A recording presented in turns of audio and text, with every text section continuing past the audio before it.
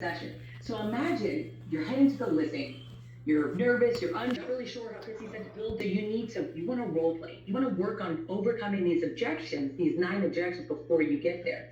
So what can you do, right? Let's create a script. So I'm going to give you a script and I'm going to kind of break down how you can put this script together, how you can start this role play option. So a tip for role playing, I would start with something like this. I will be meeting with the seller shortly, and I would like to roll there before I go. This couple is selling their home at 123 Main Street, San Antonio, Texas. I've never met this couple before, and I've been primarily communicating with the husband. He seems friendly and has been responsive. The house was previously listed for sale, and the contract expired. Please role play and start the process for when I walk through the door. Please role play with some difficulty and include at least 3 objections for working with me. Now, for anybody in the chat, we're going to get these slides. The answer is yes, but I'm going to break this down because you can't use this every single time, right? But let me break it down what each part means so you understand. So the first part, I'll be meeting with the seller shortly and I'd like to role play before I go. Most of the time people role play in their car on the way there. I would not say I'm driving to the appointment. ChatGPT will kind of freaks out a little bit. So let's avoid saying what we're driving. I just like to say I'll be meeting with them shortly and I'd like to role play before I go. The next part, I've never met this couple before and have been primarily communicating with the husband. He seems friendly and has been responsive.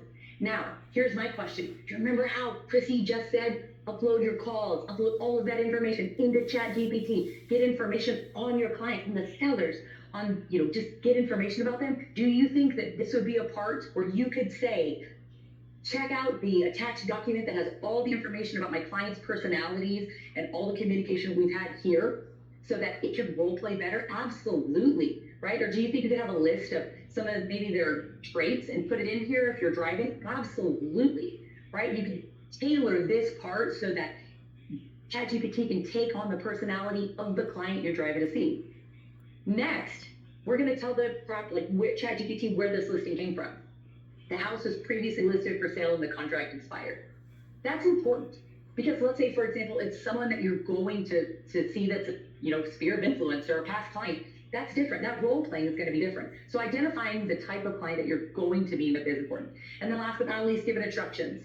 Please role play with me and start the process for when I walk in the door. Giving it instructions, telling it how hard you want it to be and how much you want to go, how in depth you want to go is really important. Now, if you are in the Tom Ferry ecosystem, you guys have seen Tom.ai. We've got a great role play section in there. And the great thing is it actually will grade you at the end. Do you think you could ask ChatGPT to grade you at the end? Absolutely. Do you think you could ask it to give you examples of how you could do better? Absolutely, right? So make sure we're learning from it as we're role playing. And it's something you can also do every day to get better instead of just on the way to the appointment. Okay, so that's tip number 1, right? Role playing with ChatGPT so you can get better when you're heading to the appointment. So you're not oversharing, right? So you don't have that poor communication where you're not asking enough questions. So you don't feel like you're being too pushy or over promising. And then when you do bring up dual agency or intermediary, you can actually bring it up and talk about it in a way that the client understands, that it's not splitting your focus. Now, the next tip is going to talk about your lack of local knowledge or your limited experience, right? This happens. Sometimes we don't know the area enough, and sometimes we've just never sold a house there, and that's okay. But what we want to do is we want to be prepared. So Christy mentioned that you were going to hear about being prepared for an appointment. This is it. Now, back when I used to list houses all the time, like I coach a little bit more now, but when I used to go to appointments, I thought I was good, right? I thought I was prepared. I showed up with this, right? These are graphs. They show my average days on market in my market, or the average price per square foot, maybe the average sales price.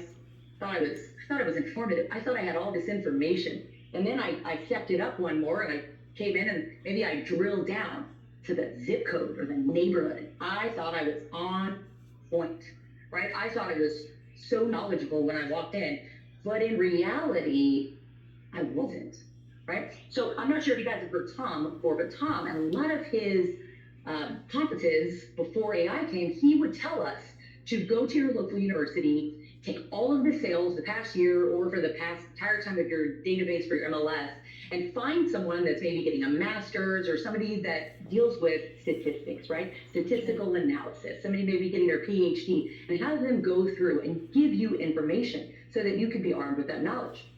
But the great news is Tom doesn't have to say that anymore, right? Because now he can just say, do it in ChatGPT, right? Do it with AI. So this is how you do it. You take your sales data. Now, what's important is I want to point out Texas is a non-disclosure state, meaning the street number, I'm going to take before I put it into ChatGPT, I'm going to take out that street number so that I'm not disclosing to everybody. So I'm going to take out that street number, but then I'm going to take that data and I'm going to load it right there into ChatGPT.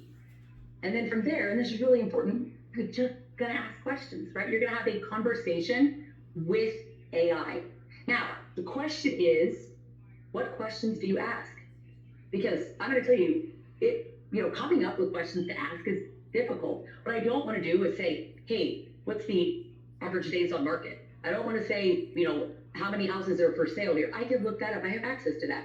What we want are some of those more hard-hitting questions, right? Like, for example, have you ever walked into a listing appointment and said, hey, seller, here is the absorption rate for your neighborhood. Here's what that means. And you have a simple way in which you can explain that to your sellers.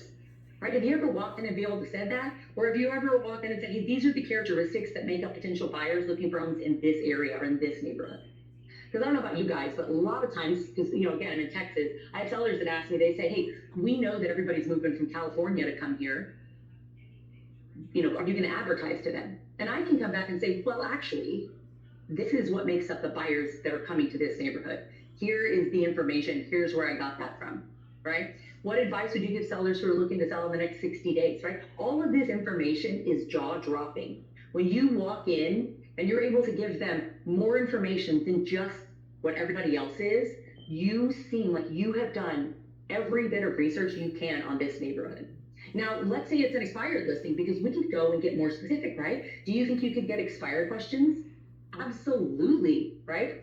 How does the average days on market for expired and relisted properties compare to those that sold without expiry? My favorite is there a pattern in the pricing strategy of successfully relisted properties compared to their initial listing? So imagine, because Jimmy talked about expired, which I am all on board with doing expired. I don't know about you guys, but my MLS on January 1st had 2,004 new expireds. 2,004 potential listings for me. Versus our right? 5. So do you think my team was calling them? Absolutely they were. But going in and saying, hey, Mr. Seller, here's the pattern. Here's what other successful relisted properties did in your neighborhood, right? Being able to go armed with that specific and tailored information is extremely important. So make sure we're tailoring all of these questions so that we can analyze and get jaw-dropping moments. Now, I know you guys are thinking, how did she come up with all those questions? I used AI. I said, hey, I'm going to go to a listing appointment. I want to analyze some data. I don't know what questions I need to ask you so I can have really great answers. Give me 5 questions. Give me 10 questions. Give me some questions that are tailored towards expired. And it came up with these questions, and I couldn't have done it better on my own, right? I used AI to just help with this strategy.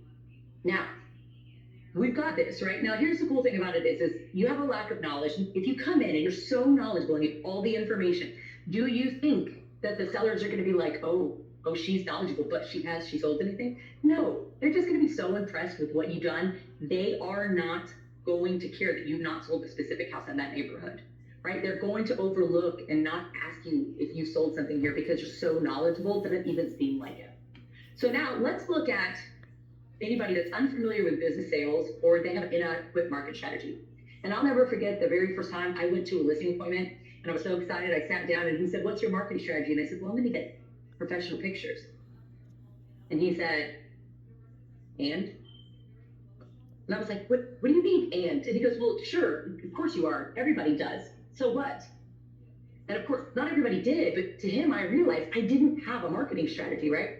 So in ChatGPT, I'm sure you guys have realized that ChatGPT has threads, right? It's that one window you go in. So in that same thread that you just analyze all your data, right? Because at this point, ChatGPT is aware of what's going on in that neighborhood. You're going to ask some questions, right?